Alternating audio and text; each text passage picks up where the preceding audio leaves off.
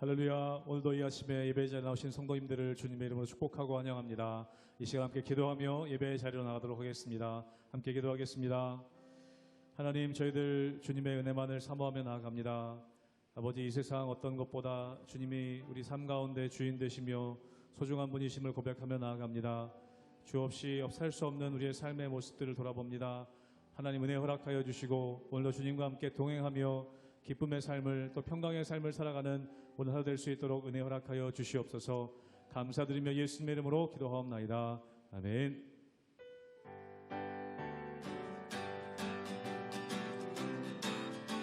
주 없이 살 수 없네, 주 없이 살 수 없네, 죄인의 그 주여, 그 귀한 보배 피로 날 구속하소서. 그 주의 사랑으로 흘리신 보혈이 내 소망 나의 위로 내 영광 됩니다.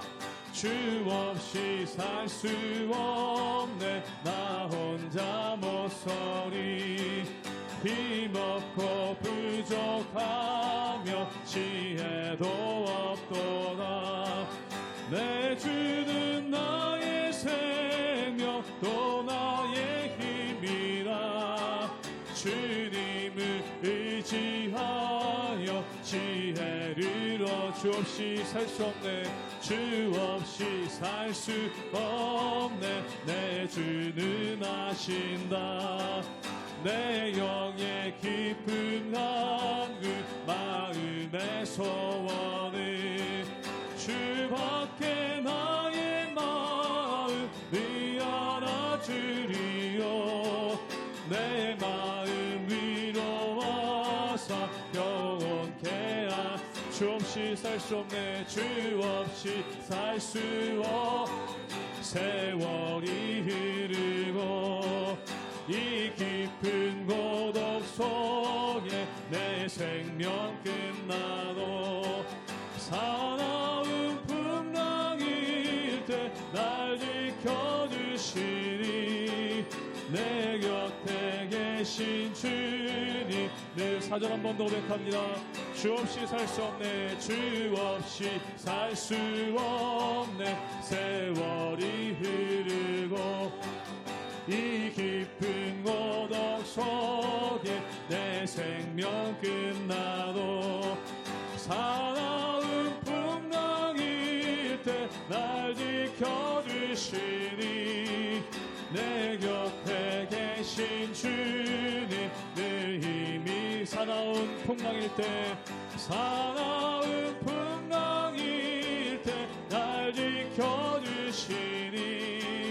내 곁에 계신 주님, 내 힘이 됩니다. 아멘.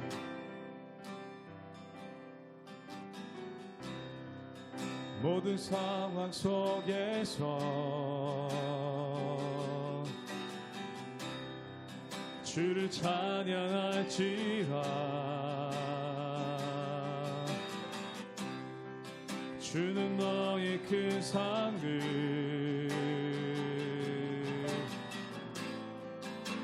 큰 도움이시라. 주의 얼굴 구할 때, 주의 얼굴 구할 때 주의 영을 부으사 크신 사랑 안에서 주를 보게 하소서.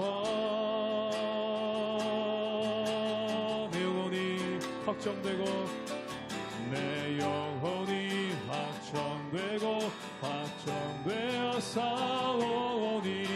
믿음의 눈 들어 주를 바라봅니다. 내 영혼이 확정되고 확정되어 싸우니. 믿음의 눈 들어 주를 바라봅니다.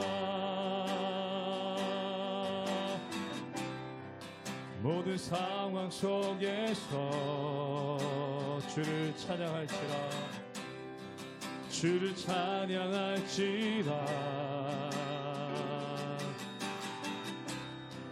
주는 너의 큰 상을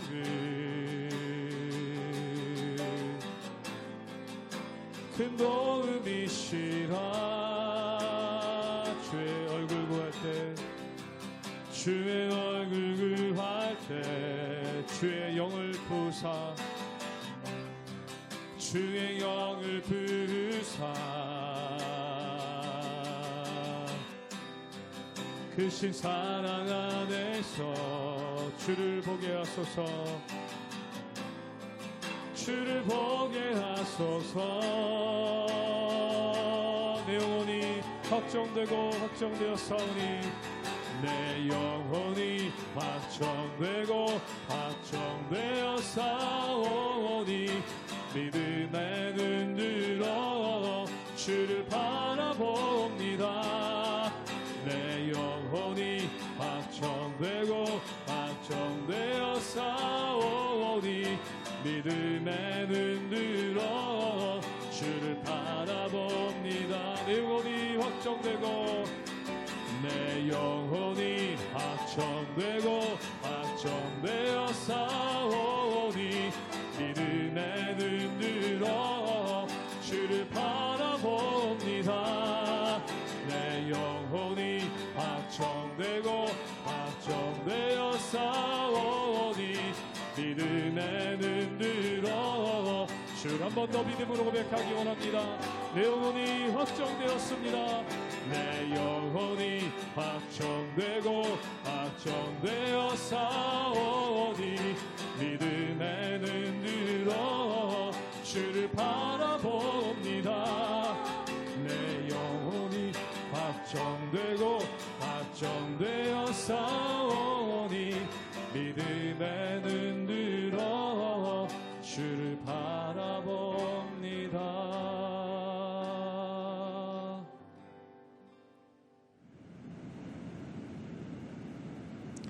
할렐루야. 우리 하나님의 은혜와 평강이 우리 성도님들 삶 가운데 날마다 가득하시기를 주님의 이름으로 축원합니다. 우리가 에스겔서 말씀을 읽어보면은 에스겔은 2차 포로로 수만 명의 사람들과 함께 바벨론 강가에 붙잡혀 와서 바벨론의 포로가 되었습니다. 그런데 이 바벨론 강가에 있는 사람들이 꿈꾸는 것은 속히 예루살렘으로 돌아가는 것이죠. 그런데 하나님께서는 그들에게 예루살렘은 완전히 멸망할 것이다. 그리고 너희들은 돌아가지 못하고 뿔뿔이 흩어지게 될 것이다 라고 말씀합니다. 그렇다면 예루살렘이 멸망하는 이유가 무엇인가? 바로 죄악 때문이라는 것이죠. 즉 이스라엘 산지의 곳곳에 우상이 세워져 있고 더 나아가서 예루살렘 성전도 우상의 장소가 되었다는 것입니다. 그렇기 때문에 예루살렘 성전은 무너져야 되는 것이고 또한 남은 자들을 통해서 하나님께서 예배 공동체를 이루시기를 원하신다는 것이죠.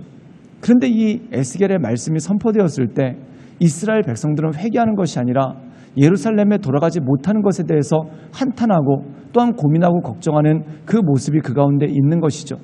사랑하는 여러분, 죄가 있을 때 죄에서 해방되어야지만 그래야지만 우리에게 온전한 변화가 있는 것 아니겠습니까? 예를 들어서 병원에 어떤 사람이 입원을 했습니다. 그렇다면 집에 돌아가기를 간절히 원하죠. 근데 병이 나야 집에 돌아갈 것 아닙니까? 병이 낫지 않는데 어떻게 집에 돌아갈 수 있겠습니까? 이스라엘 백성들도 마찬가지입니다. 이 바벨론에 포로된 이유는 죄 때문입니다. 그럼 죄로부터 회개를 해야지 돌아갈 것 아닙니까? 그런데 죄를 회개하는 것에는 관심이 없고 돌아가는 것에만 관심이 있다면 어떻게 그들이 회복될 수 있겠습니까? 사랑하는 여러분, 우리의 삶 가운데 병이 있으면 병원에 갑니다. 그리고 병원에서 빨리 집에 가기를 원하죠. 빨리 집에 가기 위해서는 내가 집에 가기를 원한다고 해서 가는 것이 아니라 병이 나아야 되는 것입니다. 그러므로 우리 삶 가운데 어려움이 있고 고난이 있을 때 그 고난이 사라지기를 바라는 것과 동시에 우리 삶 가운데 죄로부터 벗어나고 또한 이 고난을 통해서 내 잘못된 습관들을 버리고 하나님께서 주신 은혜 가운데 온전함으로 서나가 이 고난이 나를 새롭게 하고 또한 나를 온전케 하는 기회가 될 수 있도록 날마다 주님 앞에 나가시는 우리 모든 성도님들 되시기를 주님의 이름으로 축원합니다. 에스겔 20장 10절에서 26절까지의 말씀입니다. 그러므로 내가 그들을 애굽 땅에서 나와서 광야에 이르게 하고 사람이 준행하면 그로 말미암아 삶을 얻을 내 율례를 주며 내 규례를 알게 하였고 또 내가 그들을 거룩하게 하는 여호와인 줄 알게 하려고 내 안식일을 주어 그들과 나 사이에 표징을 삼았노라. 그러나 이스라엘 족속이 광야에서 내게 반역하여 사람이 준행하면 그로 말미암아 삶을 얻을 나의 율례를 준행하지 아니하며 나의 규례를 멸시하였고 나의 안식일을 크게 더럽혔으므로 내가 이르기를 내가 내 분노를 광야에서 그들에게 쏟아 멸하리라 하였으나 내가 내 이름을 위하여 달리 행하였나니 내가 그들을 인도하여 내는 곳을 본 나라들 앞에서 내 이름을 더럽히지 아니하려 하였음이로라. 또 내가 내 손을 들어 광야에서 그들에게 맹세하기를 내가 그들에게 허락한 땅 곧 젖과 꿀이 흐르는 땅이요 모든 땅 중에 아름다운 곳으로 그들을 인도하여 드리지 아니하리라 한 것은 그들이 마음으로 우상을 따라 나의 규례를 업신여기며 나의 율례를 행하지 아니하며 나의 안식일을 더럽혔음이라. 그러나 내가 그들을 아껴서 광야에서 멸하여 아주 없이 하지 아니하였노라.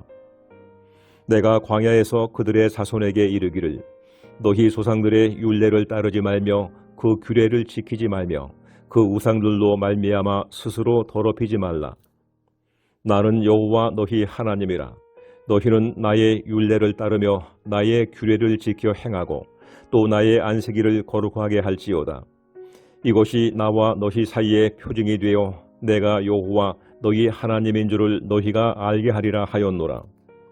그러나 그들의 자손이 내게 반역하여 사람이 지켜 행하면 그로 말미암아 삶을 얻을 나의 율례를 따르지 아니하며 나의 규례를 지켜 행하지 아니하였고 나의 안식일을 더럽힌지라. 이에 내가 이르기를 내가 광야에서 그들에게 내 분노를 쏟으며 그들에게 내 진노를 이루리라 하였으나 내가 내 이름을 위하여 내 손을 막아 달리 행하였나니 내가 그들을 인도하여 내는 곳을 본 여러 나라 앞에서 내 이름을 더럽히지 아니하려 하였음이로라. 또 내가 내 손을 들어 광야에서 그들에게 맹세하기를 내가 그들을 이방인 중에 흩으며 여러 민족 가운데 해치리라 하였나니 이는 그들이 나의 규례를 행하지 아니하며 나의 율례를 멸시하며 내 안식일을 더럽히고 눈으로 그들의 조상들의 우상들을 사모함이며 또 내가 그들에게 선하지 못한 율례와 능히 지키지 못할 규례를 주었고 그들이 장자를 다 화제로 드리는 그 예물로 내가 그들을 더럽혔으면 그들을 멸망하게 하여 나를 여호와인 줄 알게 하려 하였음이라. 오늘 말씀 가운데 보면은 하나님께서 이스라엘 백성들이 이집트에 있었을 때 그들이 이집트의 노예가 되었습니다. 근데 이집트의 노예가 됐다는 것이 단지 육신적으로 노예가 됐을 뿐만 아니라 이집트의 우상의 노예가 되어서 그 우상 가운데 빠져 있었다는 것이죠. 근데 하나님께서 그들을 하나님의 자녀로 삼으시고 나오게 하십니다. 그리고 그들에게 율법을 주시죠. 그렇다면 율법은 무엇입니까? 그들을 규제하기 위한 것이 아니라 하나님의 백성으로서 거듭나고 또한 하나님의 백성으로서 거듭난 백성들이 어떻게 하나님 앞에 서야 될 것인지 그것에 대해서 알려주신 것입니다. 그리고 그것에 대해서 알려주신 대표적인 것이 바로 예배라는 것이죠. 그렇다면 하나님께서 예배를 위해 주신 율법이 어떤 것일까요? 우리 함께 에스겔 20장 12절의 말씀을 읽도록 하겠습니다. 제가 읽겠습니다. 또 내가 그들을 거룩하게 하는 여호와인 줄 알게 하려고 내 안식일을 주어 그들과 나 사이에 표징을 삼았노니, 즉 안식일을 주셨다는 겁니다. 이 안식일이 이스라엘 백성과 하나님 사이의 표징이라는 것이죠. 사랑하는 여러분, 성막이라는 것은 무엇일까요? 성막은 거룩하신 하나님과 죄악된 우리가 만나는 장소가 바로 성막입니다. 그리고 그 성막에 제사를 통해서 우리가 속죄함을 얻고 하나님 앞으로 담대히 나아가 하나님과 교제하는 것, 즉 예배자로서의 삶을 살아가는 장소가 되는 것, 지점이 되는 것이 바로 성막이라는 것이죠. 그렇다면 이 예배의 장소가 성막인 것과 마찬가지로 하나님께서 우리에게 주신 예배의 시간이 있습니다. 그것이 바로 절기라는 거죠. 근데 그 절기 가운데 특별히 안식일에 대해서 말씀하고 있습니다. 안식일은 일주일에 한 번 오는 것입니다. 다른 절기는 1년에 한 번 오는 것이지만 안식일은 일주일에 한 번 옵니다. 그렇다면 일주일에 한 번 오는 의미가 무엇입니까? 예배가 삶이 되도록 하라는 것이죠. 즉 엿새 동안 땀을 흘려 일하라. 그 일이 예배라는 거예요. 또한 그리고 제7일에 안식함으로 하나님 앞에 나갑니다. 이것이 바로 예배라는 거예요. 즉 모든 삶이 우리 삶 가운데 있어서 하나님께 드리는 예배, 그것을 기억하게 하는 시간, 이것이 바로 안식일이라는 것이죠. 즉 안식일을 통해 하나님께 예배하고 온전한 예배자로 나가는 것, 이것이 너무나 중요한 것 아닙니까? 사랑하는 여러분, 광야라는 것은 단지 고난뿐만 아니라 그것이 하나님께 나가는 예배의 자리입니다. 그래서 사도행전 7장에 보면은 스데반 집사님이 설교를 하는데 그 설교 가운데 어떤 것이 나오냐면은 광야 교회라는 표현이 나옵니다. 즉 광야는 버려진 장소, 그리고 이스라엘 백성들이 광야에 있었을 때 그 광야가 힘겨운 삶의 자리일 뿐만 아니라 그것이 바로 교회, 예배의 자리라는 것을 말씀하고 있는 것이죠. 그런데 예배의 자리로 주신 그곳에서 그들이 어떤 일을 벌입니까? 우리 함께 에스겔 20장 24절의 말씀을 읽도록 하겠습니다. 제가 읽겠습니다. 이는 그들이 나의 규례를 행하지 아니하며 나의 율례를 멸시하며 내 안식일을 더럽히고 눈으로 그들의 조상들의 우상들을 사모함이며, 하나님께서 장소를 주셨습니다. 그 장소가 성막이고 나중에 성전이 되죠. 또한 하나님께서 시간을 주셨습니다. 그 시간이 절기고 또한 안식일이라는 것이죠. 즉 장소를 주시고 시간을 주셨다는 것은 무엇입니까? 하나님께서 이 시간에 또한 이 장소에서 내가 너희를 만나기 원한다. 즉 약속을 주신다는 것이죠. 하나님께서는 우리와 늘 동행하십니다. 그런데 특정한 장소와 특정한 시간을 우리에게 주심으로 하나님께 우리가 그 하나님을 더 기억하고 하나님께 더 친밀하게 나갈 수 있는 능력을 우리에게 주셨다는 것이죠. 그런데 그 시간과 장소를 이들이 어떻게 했습니까? 그들이 헛되게 사용했다는 거예요. 하나님의 율법을 멸시하고 그리고 우상을 따랐다는 것이죠. 즉 다시 말해서 하나님께서 주신 장소를 우상의 장소로 돌변시켰고 또한 하나님께서 주신 시간을 우상을 위해서 헛되게 낭비해버리는 그러한 모습이 그 가운데 있었다는 것입니다. 사랑하는 여러분, 여러분은 여러분의 삶의 장소를 예배의 자리로 삼고 있습니까? 여러분의 가정들, 또한 여러분의 삶의 자리, 또한 직장, 학교, 그리고 교회, 그곳이 여러분이 하나님께 온전히 예배드리는 예배의 장소입니까? 또한 두 번째, 여러분은 여러분의 시간을 통해 하나님께 예배드리고 있습니까? 내 삶의 모든 시간들, 그 모든 삶의 시간들을 통해 하나님께서 기뻐하시는 것이 무엇인지를 생각하며 온전한 예배드리는 그러한 삶을 살고 계십니까? 사랑하는 여러분, 주님과 동행할 때 내 삶 자체가 예배입니다. 그리고 그 예배를 통해 하나님께 영광 올려드리고 하나님께서 기뻐하시는 모습이죠. 아마 요즘 시대로 치면은 교회가 장소이고 또한 우리가 예배드리는 예배 시간이 바로 시간의 개념이 있을 것입니다. 이것은 하나의 샘플입니다. 즉 우리가 함께 모여 예배드리고 또한 그 시간을 지키는 것뿐만 아니라 여기서 은혜 받고 주님께서 주신 그 은혜를 기억하고 이것이 표징이 되어서 흩어져서 하나님께 보고 하나님의 말씀을 전하고 내 삶의 자리를 예배의 처소로 만드는 것, 이것이야말로 하나님께서 기뻐하시는 삶의 예배이고 또한 거룩한 산 제사인 것이죠. 그러므로 그 주님을 바라보며 하나님의 인도하신 가운데 날마다 나아가시는 우리 모든 성도님들 되시기를 주님의 이름으로 축원합니다. 함께 기도하시겠습니다. 사랑이 많으신 주님, 우리가 날마다 주님을 높이며 주님을 섬기며 하나님의 크신 은혜 가운데 그 은혜의 보좌 앞으로 날마다 나아갑니다. 주여, 우리의 삶을 새롭게 하시고 또한 우리 삶이 하나님께서 기뻐하시는 온전한 하나님의 사람으로 우리가 날마다 세워지며 오직 하나님만을 바라보며 하나님의 이끄신 가운데 우리가 날마다 나갈 수 있도록 주여 도와주시옵소서. 주님, 우리에게 주신 장소 또한 우리에게 주신 시간, 그 모든 것이 예배의 장소, 예배의 시간이 될 수 있도록 주님 우리를 지켜주시고 우리 가운데 역사하여 주시옵소서. 또한 특별히 구별하여 우리가 예배당에 나와 하나님께 예배할 때 전심으로 하나님께 예배하게 하시며 그 예배가 나와 하나님과의 관계의 표징이 되게 하시고 그 표징을 붙잡고 우리가 세상에 나가 온전히 예배하는 삶을 살아가는 그러한 성도들 되게 하여 주시옵소서. 예수님의 이름으로 감사하며 기도드리옵나이다. 아멘.